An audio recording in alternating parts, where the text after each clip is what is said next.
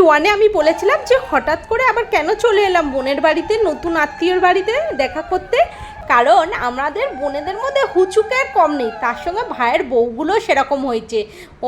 ভাইয়ের বউ ফোন করে প্ল্যান করে নিল আর সব বোনেদের ডেকে নিল, চলো দিদিভাইরা একটু যাই, ওদের সঙ্গে একটু মজা করে আসি। নতুন বিয়ে হয়ে শ্বশুরবাড়িতে যাওয়ার পরে মেয়েদের একটু মন খারাপ হয়, তার জন্যই আমরা আরও গেছিলাম ওকে একটু সারপ্রাইজ দিতে সবাই মিলে। গিয়ে ওদেরকে নতুন করে মালা বদল করালাম আবার একবার আমাদের চোখের সামনে। তারপরে আমরা সবাই মিলে একটু খাওয়া দাওয়া করলাম, কেক কাটলাম। ওদের মুখগুলো আমি কোথাও কোথাও স্টিকার লাগিয়ে দিয়েছি, কারণ পরের দিন রাত্রির বেলায় কেমন ওদেরকে দেখতে লাগবে সেটা তো দেখাতে হবে, সেটা একটু সারপ্রাইজ থাক। এই দেখো, বলতে না বলতে আমরা পরের দিন দুপুরবেলায় পৌঁছে গেছি ভিলাতে।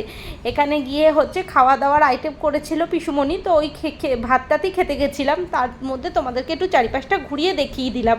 আর এটা হলো আমার জেঠু, যেই দেখেছে ক্যামেরা অন একটু ঢং করে নিল আর করে বললো চল আমার দু বউয়ের সঙ্গে ছবি তুলে নিই।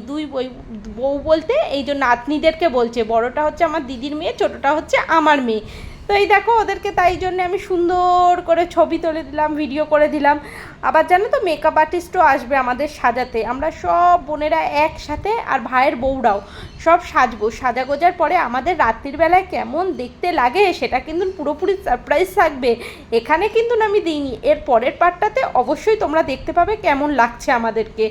আর এই দেখো এখানে আমরা খেতে বসে গেছি, ভেজ ডাল দিয়েছে, আলু চিপস দিয়েছে আর তার সঙ্গে দিয়ে দিয়েছে ছ্যাঁচড়ার তরকারি।